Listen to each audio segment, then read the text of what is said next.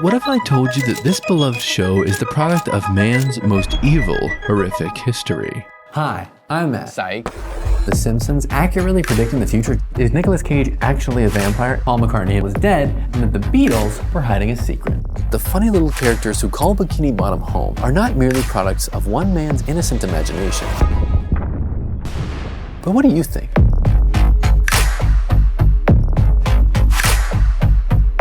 Hi, I'm Matt. And I'm wondering, are the creators and writers of the Fox animated show The Simpsons accurately predicting the future time and time again? Or are they time travelers? Howdly doodly, neighborinos! Unless you're from a different planet or time period, you're more than likely familiar with the animated sitcom The Simpsons. For 32 seasons, The Simpsons has been taking a big old mirror and holding it up to the American way of life, often with alarming accuracy. So much accuracy, in fact, that some have developed the idea that the creators and writers of The Simpsons aren't from this time period, but instead from the world of tomorrow. Some have found it eerie that the Simpsons team have been able to predict the future on dozens of occasions, with the smallest on-screen details to major plot lines coming to fruition, sometimes within a year of the episode's premiere, sometimes decades later. As one might expect, the theory is taken most seriously by tried and true conspiracy theorists. However, it has hit the mainstream audiences through outlets like the BBC, The Hollywood Reporter, The New York Times, and The Chicago Tribune, who often like to list some of its most potent and surprising predictions, especially in the wake of another one coming true. For example, this year alone, they were said to predict Kamala Harris's White House arrival, or at least President Lisa Simpson wearing an outfit eerily similar to Kamala Harris's inauguration outfit. Last year, they were said to have predicted murder hornets and even the pandemic. There doesn't seem to be an exact number of how many accurate depictions they have made, though the most comprehensive list compiled in 2018 lists as many as 30 examples, and since then, many more have come true. One of the events that most die-hard Simpsons conspiracy theorists cling to is the idea that the show predicted the September 11th terrorist attacks on the Twin Towers in 2001. In the episode The City of New York vs. Homer Simpson, which premiered in 1997, the family buys a New York City guidebook while they are visiting, and the cover has a price of $9 next to a picture of the Twin Towers. Some say that because this visually looks like 911 or 9/11, it's one of the show's many predictions. But writer Al Jean, who has been with the show since the beginning in 1989, says that this is, quote, totally coincidental. Another popular example is the prediction of Donald Trump as a future US president, made all the way back in the year 2000. A 1997 episode showed Marge offering to read Bart a book titled Curious George and the Ebola Virus. This would later be seen as a prediction of the 2014 Ebola outbreak in the US. One of its relatively swift predictions related to the show were its depictions of a World Football Federation scandal in 2014. That would be a mirror for the real-life FIFA scandal about a year later, in which several officials were arrested on corruption charges. Even more spookily perhaps, the episode also predicted the outcome of the 2014 World Cup, with Germany's win over Brazil. In a 1998 episode, they showed the Fox studio lot with a sign saying the company is now a, quote, division of Walt Disney Co.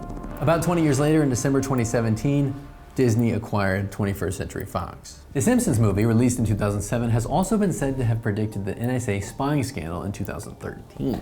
In what might be one of the most wild ones, in the 1998 episode The Wizard of Evergreen Terrace, Homer becomes an inventor and is pictured standing in front of a blackboard with an equation.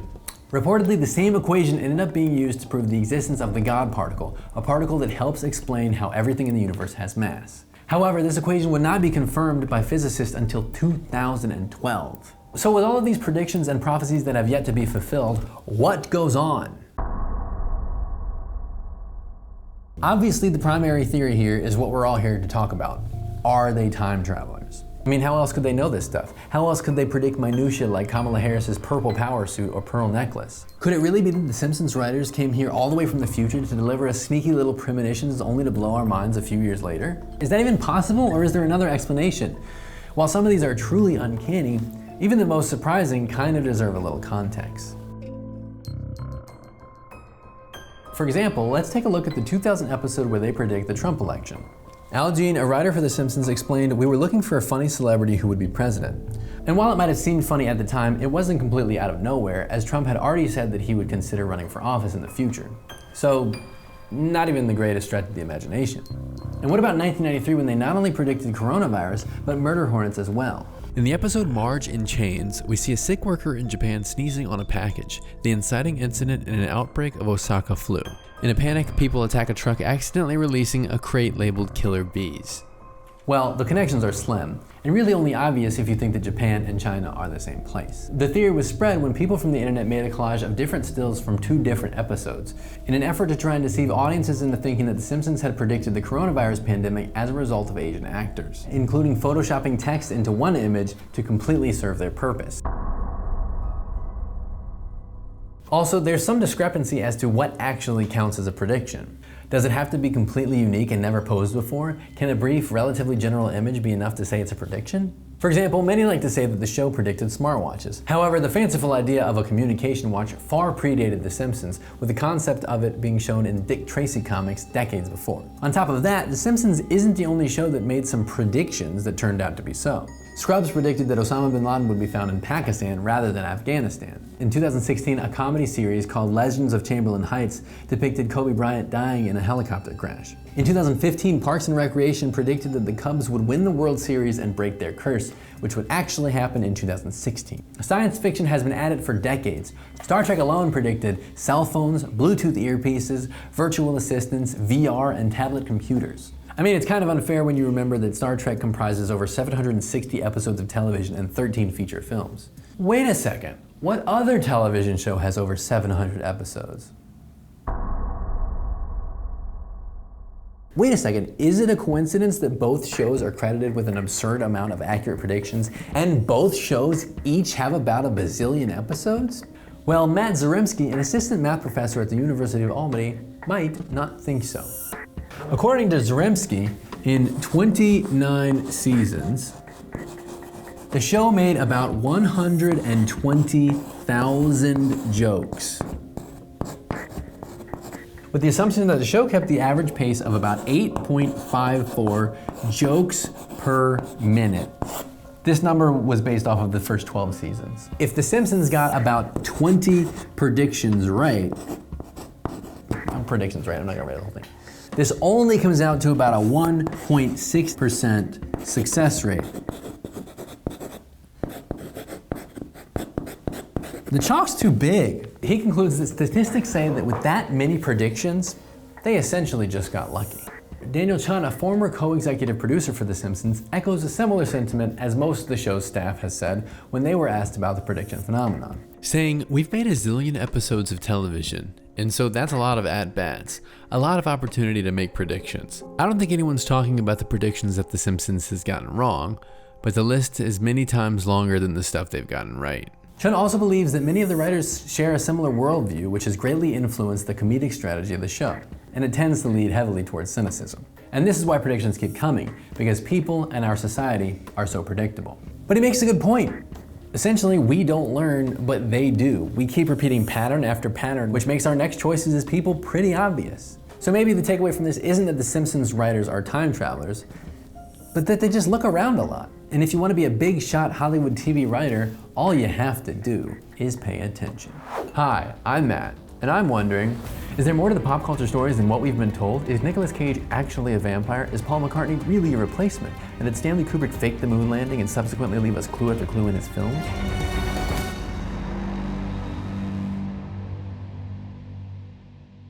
For one reason or another, we cannot get enough of celebrities. Whether it's Bennifer, Brangelina, Kimye, or Zanessa, I had to start Googling these. Our obsession with celebrity causes us to make these folks larger than life and capable of incredible and sometimes miraculous feats. These stories can range from the fun and harmless to the absolutely downright dangerous, as you'll see today. And while we go down the list, please keep in mind that these are theories that at least some people actually believe. From the beginning of his career, Nicolas Cage has been known for a peculiarity, so to speak. Is he a good actor? Is he a bad actor? The scholars have been trying to figure it out for decades. And things only got more mysterious when in 2011, a Seattle-based antiques dealer posted a photograph for sale on eBay. Jack Moore listed the photo as one of a man from Bristol, Tennessee around 1870, though he also claimed it could be no one other than Nicolas Cage himself.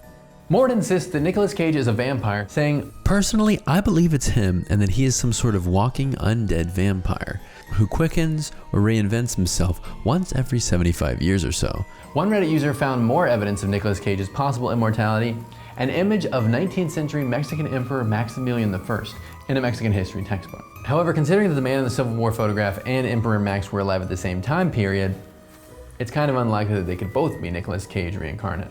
One major issue with Mord's theory, according to vampire experts, vampires cannot be photographed.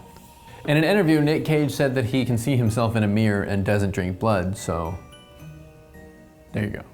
Why don't we just keep it a mystery? It might be a lot more fun for everybody if I just say it's possible. All right, listen. Some people believe the moon landing is fake. While there's a lot to unpack there, one of the most interesting sub-conspiracies about the moon landing having been faked leads to one of the most celebrated film directors of all time, Stanley freaking Kubrick. It started simply with the question, if the moon landing was faked, who could have possibly staged it? Some theorists think that it was Kubrick who actually staged, directed, and filmed the moon landing in order to help out NASA. The theory stems from his 1968 film 2001: A Space Odyssey, which showed that at the time a realistic space-like set could be filmed on a soundstage with existing technology. The story goes that Kubrick spent 18 months working on footage for Apollo 11 and 12 moon missions on a soundstage. In somewhat of a greatest hits tour for conspiracy theorists, some believe that the soundstage was located at Area 51. Essentially, the theory is served by the idea that there are many inconsistencies in the famous moon landing footage, such as who shot the footage from outside the spaceship, how was the flag waving, and what's the deal with the shadows. These questions have often led theorists to believe that Kubrick was actually hired by the US government. But what were his motives? Money? Blackmail? The sheer freaking thrill of it all? The theory deepens as some believe that there are many intentionally placed clues in Kubrick's 1980 horror classic, The Shining, which serve as Kubrick's own admission. The theory is explored in the 2012 documentary Room 237, which examines the clues in The Shining, which some believe point to Kubrick admitting his part in the moon landing. Kubrick died before the theory really took off and thus never commented on it, but the theory has been refuted by his own daughter, as well as, of course, NASA. Okay, so I was kind of on the fence about whether to cover this theory or not. While I don't want to perpetuate it, I do want to talk about how incredibly offensive this theory is. Some conspiracy theorists have long suspected that musician Stevie Wonder is not blind, and they claim that they have more than enough evidence to prove such. In 2016, theorists were back on the case when Wonder was shown fumbling with an envelope while presenting at the Grammys. According to skeptics in this incident, some claim that Wonder was only able to successfully open the envelope after looking down at it. In 2017, rumors formed again after a TMZ video showed Wonder saying he had flown and landed a plane successfully, and that in the future he would, quote, reveal the truth. But why fake blindness? Some believe that it is nothing more than a PR stunt or a little joke that Wonder has been pulling on his fans for decades. Apparently, NBA icon Shaquille O'Neal is also a believer of this conspiracy theory. Musician Lionel Richie and actor Anthony Anderson have also claimed to believe in Wonder's ability to see in separate interviews. While it might seem harmless, I think that why this conspiracy theory persists can be attributed to outright ableism. What I think the issue is here is that for people with sight, it's so mind-boggling that someone without sight could not only be a fully functioning member of society, but so incredibly talented and successful on top of that. It seems like it's coming from straight up insecurity. Taking it all in stride though, Wonder has acknowledged and poked fun at the theory with jokes like pretending to read a results card at the Grammys or pretending to drive on James Corden's carpool karaoke. The Paul is Dead craze started in 1969 when Detroit DJ Russ Gibb was the host of a show on WKNR. On October 12, 1969, an anonymous call requested that Gibb put on the Beatles' White Album and spin the intro to Revolution 9 backwards. Gibb did as requested, and while listening to the record backwards, heard the words, quote, "Turn me on, dead man." After continuing to play the album backwards, he heard John say, quote, "I buried Paul" at the end of Strawberry Fields Forever. This sparked rumors and conspiracies that Paul was dead and that the Beatles were hiding a secret. The theory posits that McCartney died in a car crash in 1966 and that the Beatles replaced him with a fake Paul. Fans scoured the Beatles albums to prove this theory, which was quickly spreading. 2 days after the broadcast on WKNR, the Michigan Daily reported that the album cover for Abbey Road represented a funeral procession. The theory also suggested that in the future releases, the Beatles would continue to drop hints about Paul's death and the switcheroo. According to the theory, Paul's replacement was actually very talented himself, writing both Hey Jude and Blackbird, which is very lucky, to be honest. It would appear that neither John Lennon or Paul McCartney himself appreciated the rumor. John would call the radio station on October 16th, telling him, quote, "It's the most stupid rumor I've ever heard." At the time the theory blew up, Paul was living in his secluded Scottish farm with his family. He was not entertained by the theory or the surrounding media frenzy, but eventually took it in stride, realizing how good the publicity from it would be.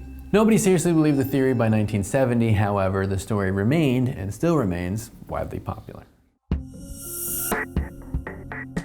Similarly to the Paul is dead theory, some believe that the Avril Lavigne we know today is not the same Avril Lavigne who rocked our socks off in the early 2000s. While it's hard to pin down where exactly the theory originated, it can at least be dated back to a blog post from 2011. The theory goes that Avril Lavigne killed herself in 2003 after the death of her grandfather and at the peak of her emo pop popularity. Lavigne's recording company, rather than face the facts, replaced her with a doppelganger named Melissa Vandella, who at the time was reportedly working as a stand-in for Lavigne for paparazzi. Vandella would then go on to record Under My Skin, so the theory goes, and the record even left clues as to what really happened. There's also reportedly proof that Lavigne was replaced via her changing handwriting and face. Despite a disclaimer by the 2011 blog post author, which explains that the post was created to show how conspiracies can look true, the theory still took off. Since its inception, more evidence has been supplied to support the theory, including deep fixations on changes in her appearance as well as in her music. Other proof includes the fact that 2003 and younger Lavigne wore pants, while current Lavigne wears skirts. If I didn't know better, I'd say she just grew up and changed her style preferences. Most theorists point to a strange photo shoot in which Lavigne takes photos with the name Melissa written on her hand in permanent marker. While odd, if the record executives were trying to keep this whole thing a secret, that would have been a big old goof. Lucky for us, Lavigne addressed the rumors in an interview with Entertainment Weekly, calling it, quote, a dumb internet rumor. While it might seem complicated, if you believe this theory is a bunch of baloney, I'm with you. Those are Avril Lavigne songs. I don't know if anyone gets that. While some of these theories might seem fun and harmless, for the persons involved, having misinformation and lies spread about you can be really emotionally distressing. And the line between fun and harmless and harmful and dangerous can so quickly be crossed. So the next time you're interested in spreading rumors and conspiracy theories like this, just imagine them as people, how they'd be affected, and reconsider. Hi, I'm Matt, and apparently the events of the hit Netflix sci-fi comedy musical Stranger Things are inspired by true events. Let's talk about it. Since I was a child, I've been naturally inquisitive, questioning anything and everything that didn't quite make sense. As I grew, I poured countless hours into a number of conspiracy theories. Some of these theories I believe and some of these theories I don't, but some of them I do. Here I'll be studying the evidence for and against all of history's mysteries, doing the work so you don't have to, but you really should do it on your own, like check sources and all that. Okay. On today's episode, the Montauk Project. Unless you've been under a freaking rock, you'd at least be aware of the smash freaking hit show Stranger Things on Netflix. The show, set in the 80s, follows a group of nerds and their pretty much solo efforts to stop US and Russian covert experiments from ripping a hole between this dimension and one full of goopy alien dogs. It's spoopy, it's fun, and it's absolute fiction. Psych. Let's talk about Camp Hero. So Camp Hero, located in Montauk, New York, is a now decommissioned military base that dates back as far as the Revolutionary War. It was used in various training purposes throughout the War of 1812, the Spanish-American War, World War I, and World War II. It began being used as a coastal defense installation disguised as a small fishing village to conceal their vast artillery. By the 1950s, control of the base was largely transferred to the Air Force, and by the 1960s, a radar system was installed, along with a humongous 70-ton, 120-foot wide antenna, which was at the time considered the most advanced surveillance radar available. The base closed in 1982, and by 1984, all 468 acres had been transferred to government agencies, most of which is now managed by the Offices of Parks, Recreation, and Historic Preservation. Sounds super normal. And to the rest of the world, it kind of was, until 1982, when Preston B. Nichols and Peter Moon released the book, The Montauk Project, Experiments in Time. Before I go that far into this episode, I want to make it clear that the wonderful people on the research team and legal department are incredibly upset with me, as nearly nothing that Preston Nichols, Al Bielek, or Duncan Cameron say has any credible evidence to support them. And the books that the conspiracy theories have been born from have been regularly categorized as fiction. So, you know, with that, let's do it. This thing is hairy as hell, so let me just do some board time. I've loosened it. Oh my God. Oh! Jesus. We're all good, baby. So, let's start with a timeline. We're gonna say it ends in 1992. This is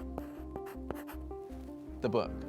In the book, Nichols, who claims that he is an electrical engineer with a specialty in electromagnetic phenomena, states that in the 1970s he began researching mental telepathy. His goal was to debunk it, but in 1974, while working with numerous psychics, he found that every day at the same time, all of the psychics would be jammed for approximately 20 minutes. He assumed that the problem was an electronic signal. After searching for the signal, he found that the signal could be traced to the radar antenna at the Air Force Base at Montauk Point. We didn't have an antenna or a Preston Nichols action figure, so these will have to do.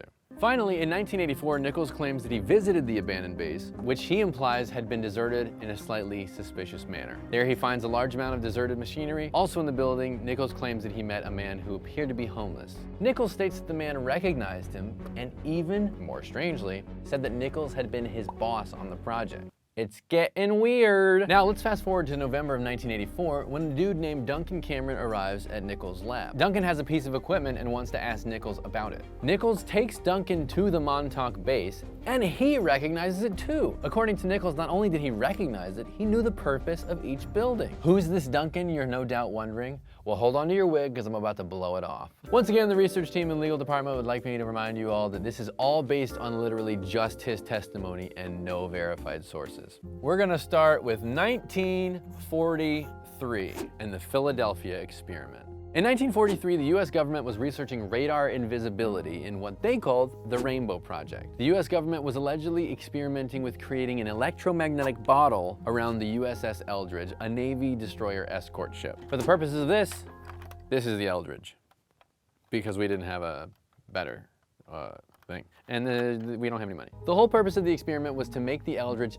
invisible to enemy radar. The book states that not only did the ship become invisible to radar, it became invisible to the naked eye and removed it from the space-time continuum, with the ship suddenly appearing in Norfolk, Virginia, hundreds of miles away, before reappearing in Philadelphia. With this, the crew found themselves in complete disorientation, obvi. Nichols asserts that the crew was then discharged as mentally unfit after considerable time in rehabilitation. Now we've officially reached the point where, to believe this, you're having to suspend belief slightly or majorly depending on who you are. As Nichols and Duncan work together more and more to try and recover Duncan's memory from its programming, Duncan tells Nichols more and more about what went on at the base, what we call the Montauk Project. And according to Nichols, they're both rapidly jogging each other's memories. Think of Dude, Where's My Car?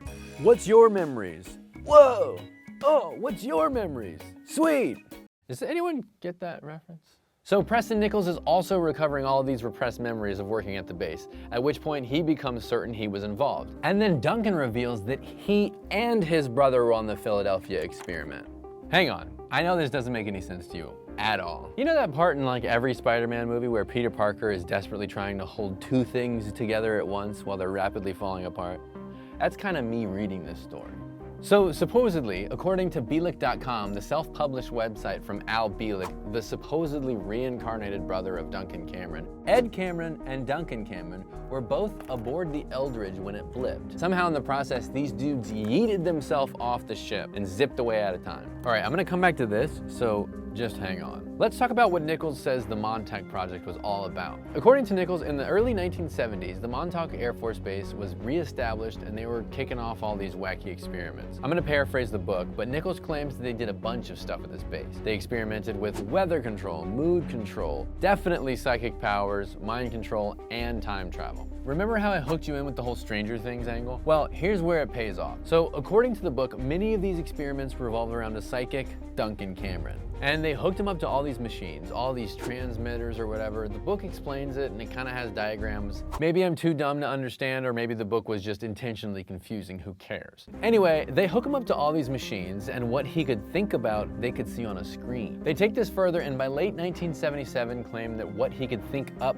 he could actually materialize. According to the book, many times it would only be visible and not solid to the touch, like a ghost. Sometimes it was a real solid object that would remain as long as the transmitter was on. One of the experiments, which Nichols claims they called the seeing eye, Duncan could allegedly concentrate on a person and be able to see as if he were seeing through their eyes, hearing through their ears, and feeling through their body.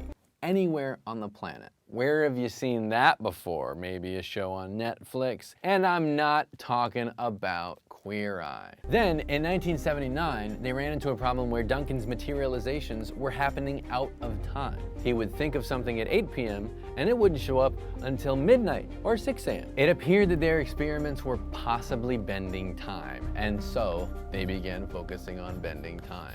Okay, then we flash forward to 1981. They continually pursue experiments in time bending and time travel. They somehow come across this idea of a time vortex, which has anchor points at every 20 years. And 1983. They decided they have a master vortex going from August 12th, 1943, the alleged date of the Philadelphia experiment, to approximately August 12th, 1983. Now, in the book, they say they do all these experiments in time travel from 1981 to 1983. They're making missions to Mars, they're programming random kids that they basically kidnapped, sending raw recruits to 6037 AD. I know this sounds insane. It's in the book. I didn't write it. What I want to talk about is what Nichols asserts happens on August 12th, 1983. This is the stranger thingiest of events. According to Nichols, they're running the transmitter and have been continuously for about a week, when all of a sudden, the freaking USS Eldridge appears through the time portal. Remember that guy? Apparently, when the two jumped off the ship, they popped up here in 1983. How neat. Thinking quickly, Nichols said that the researchers managed to keep 1980s Duncan away from 1940s Duncan to, you know, not giantly goof up everything in the space-time continuum. But what did happen, 1980s Duncan starts thinking about some big hairy monster and it materializes. I swear to God, this is all in the book, which this man claims is the truth. Anyway, the monster's going nuts, wrecking everything, so Nichols and his team are ordered to shut down the generators and the monster disappears. They send Duncan and his brother back to 1943 to destroy the equipment on the Eldridge and lock it all up, closing the base, wiping everyone's memories, and letting out a big ol' oopsie. It's also worth pointing out how just convenient it is that these space traveler dudes went back to destroy the evidence. That's a side note from me. Now, nearly all of that was recovered, allegedly, from the repressed memories of Duncan Cameron, his brother, and Preston Nichols. So, is this all just a bunch of baloney? In the book's foreword, Peter Moon writes, "Some of the data you will read in this book can be considered soft facts." He says soft facts are not untrue, they are just not backed up by irrefutable documentation. So, I mean, what do you do with that? Are these guys just full of it? In an article by the Huffington Post, Christopher Gaetano, who directed a film called The Montauk Chronicles, talks of the base. Above ground, there are also huge doors, or bunkers, cemented and sealed into the sides of several hills and forest area. He adds, some people claim that these are entrances to underground tunnel systems that ran beneath the military base that would supposedly bring you to the actual entrance of the facility, though I don't know who these some people are. In the same article, President of the Montauk Chamber of Commerce, Paul Monti, mentions, there are a lot of good stories about that area there. When I came out here in the 1960s, the Air Force still had an active base, so most of the kids I went to grade school with were kids from the base. He goes on to say, I remember stories about time travel and secret underground experiments and aliens. Through the years, we've seen lots of characters in Montauk, and we've often used that explanation to explain their existence. I mean, it's not like the US government doesn't have a documented history of doing kind of shitty tests on its people. From 1932 to 1972, the Public Health Service conducted a study titled Tuskegee Study of Untreated Syphilis in the Negro Male, which participants were misled and not given treatment even though it existed. Beginning in 1953, the CIA conducted its MK-Ultra experiments, drug testing on thousands of Americans without their consent to study mind control, including administering LSD to unknown participants. The MK-Ultra program resulted in at least 2 accidental deaths and countless others who saw harmful residual effects. I'm just saying, while this does seem absolutely bonkers, some of this doesn't make any sense at all. We kind of have it in us to do this. And Netflix is having fun with it, right? So waffle it up, or whatever they say on the show. On this one in particular, I'm very interested to know what you guys think. So please let me know in the comments. It cannot possibly be stranger than any of the shit I read on the daily. If you don't want to feel left out at brunch, you've probably watched the most recent season of the hit Netflix sci-fi comedy musical Stranger Things. And while the show's things are definitely getting stranger, they're also getting realer? By referencing the real-life concerns that Dungeons & Dragons and heavy metal music inspired a number of ritualistic murders in the 1980s. And while there may not have been demogorgons, The real story is quite surprising.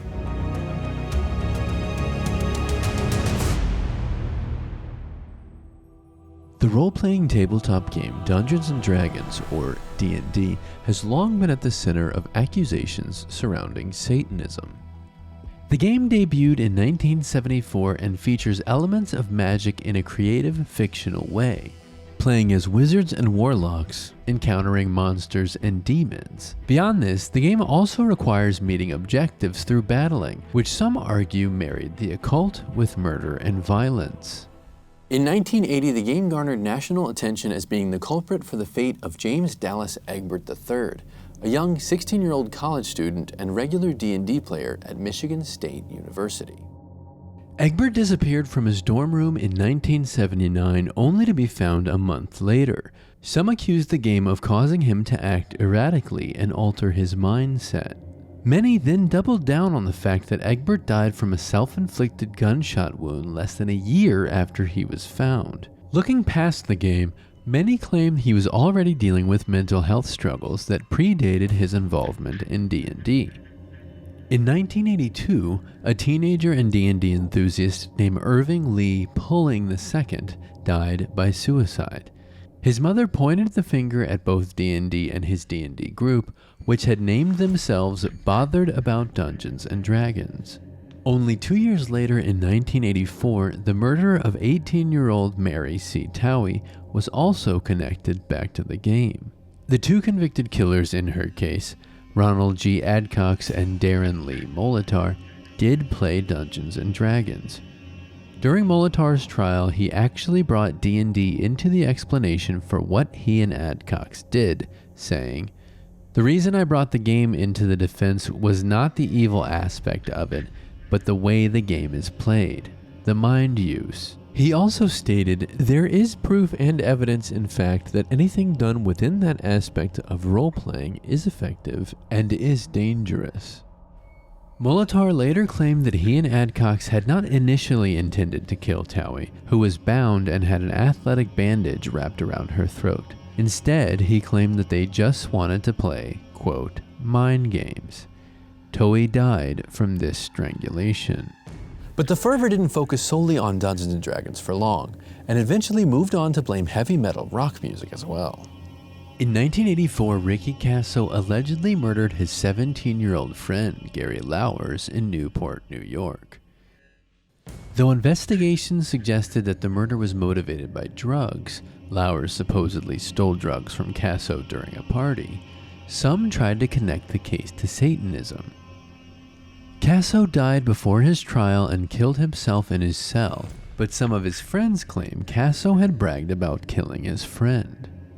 Many alleged his friend group, who dubbed themselves the Knights of the Black Circle, were a satanic cult. His friends denied these claims, but acknowledged the drug use and dealing that Kasso was participating in. Some even called him, quote, the Acid King.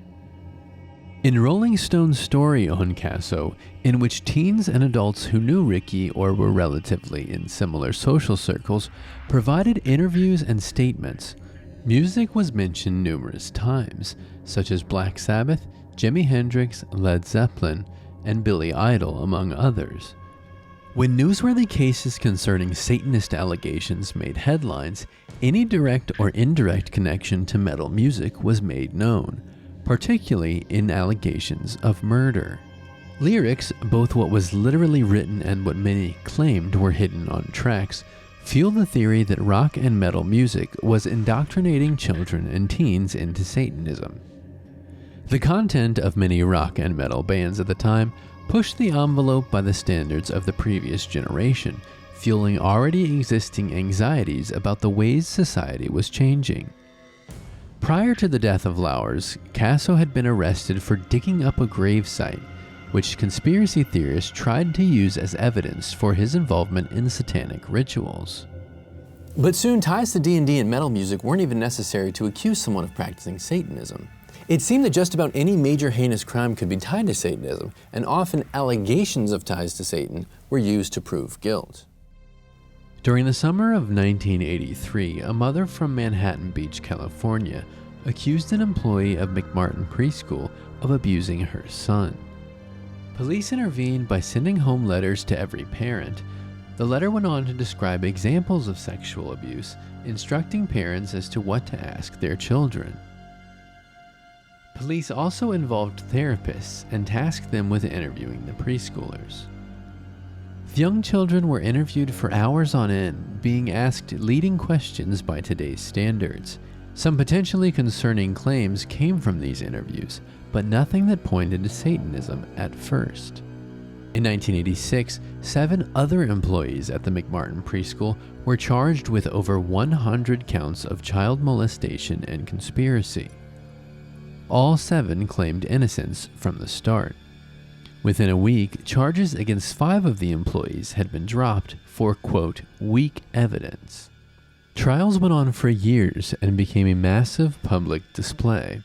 As time went on, claims against the school grew more colorful and aligned with Satanism. Some of these included animal sacrifices, violent acts, and a, quote, goat man. Others referenced rituals that took place at cemeteries and utilized tunnels beneath the school.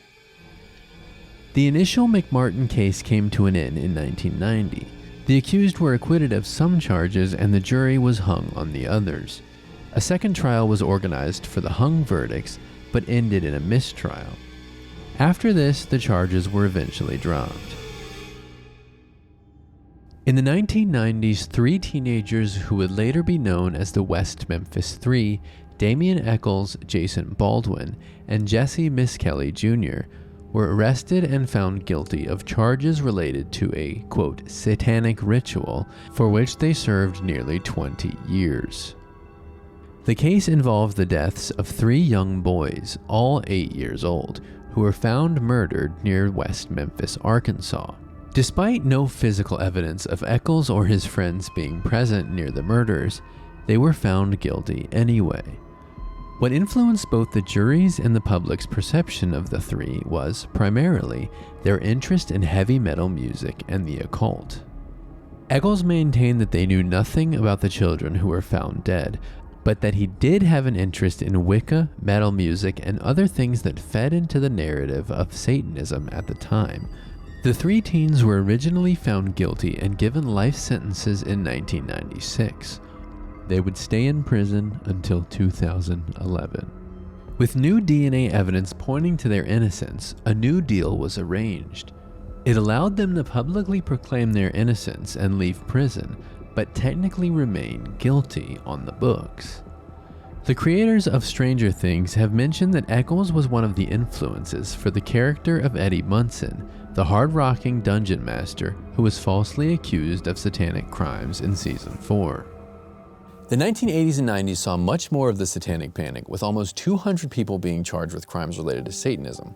Of those accused, dozens ended up serving jail time after being found guilty. With time, we can come to understand the flurry of accusations as being less indicative of actual satanic activity and more so a sign of the times. Danny Davis, who served as the attorney for one of the accused preschool teachers, believed the entire phenomenon was an example of, quote, social contagion. In preparation to defend his client, he researched similar phenomena in history, like witch hunts, and spoke to his findings. I saw clearly there's a process on a timeline that starts with some sort of scandal or change in the society that develops a very forceful, agreed-upon accusation against a target or scapegoat, and the scapegoat is then quickly destroyed. In 2005, a former McMartin student publicly recanted his claims and apologized for the accusations via an interview with the Los Angeles Times. He stated that he was never convinced of any false memories and always knew his contributions to the police were fabricated.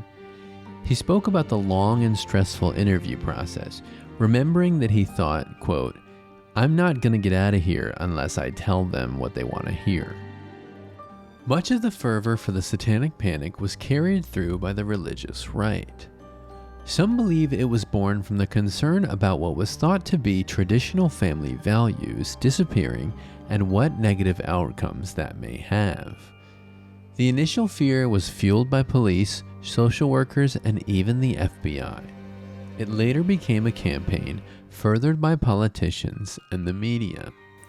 But D&D wasn't the first scapegoat, and it won't be the last.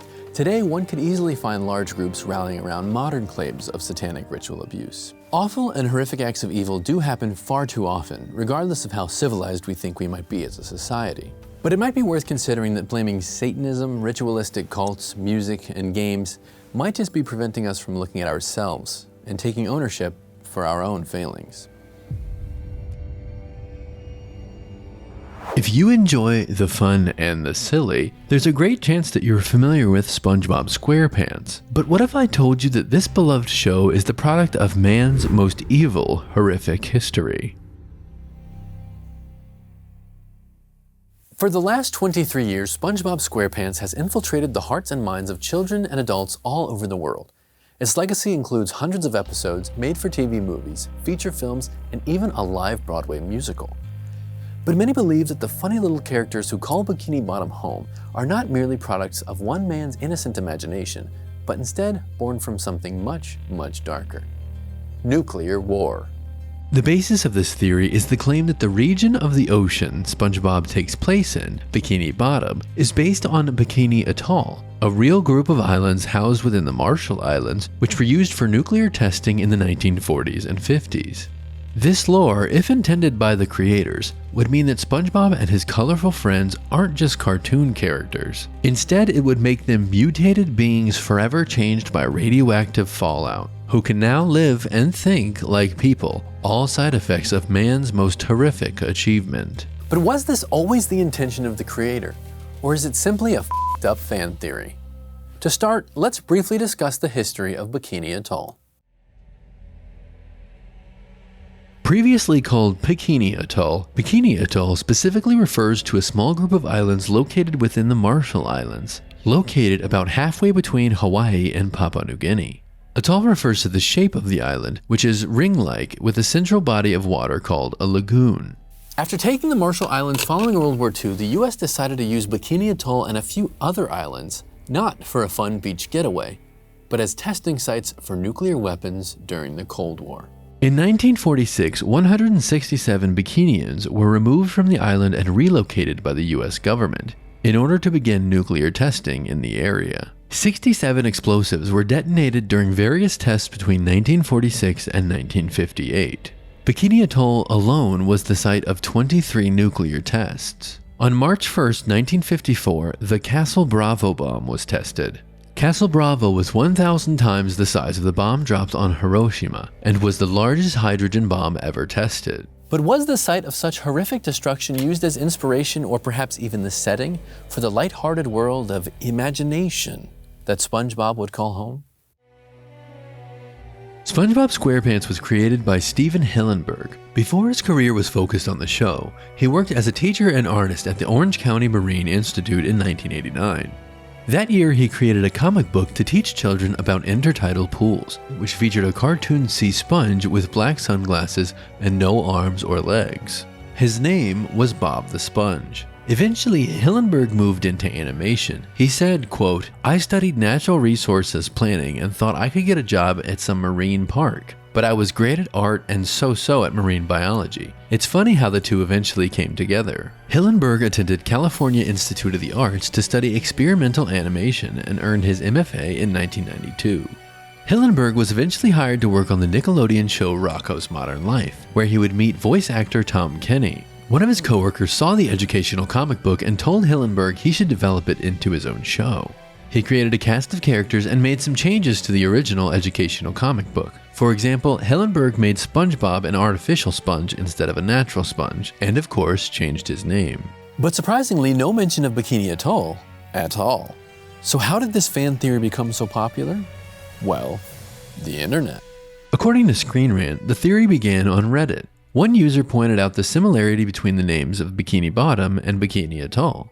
Another user commented that chipmunks were once kept on board small Navy ships during the testing period, drawing a connection to the SpongeBob character Sandy, a squirrel who wears a protective suit. Another user posited that Rock Bottom, another location near Bikini Bottom, may be a crater, explaining why those that lived there were even stranger and more mutated than the creatures in Bikini Bottom. There are also believers of this theory that point out an explosion in one episode resembling a mushroom cloud. Some point to the overall aesthetic of the show somewhat resembling that of the 1940s and 50s. This shows up in Hillenburg's own appreciation and use of the tiki style. It's worth pointing out that some argue that using these elements in this way normalizes settler colonialism, which was happening in the region at the time.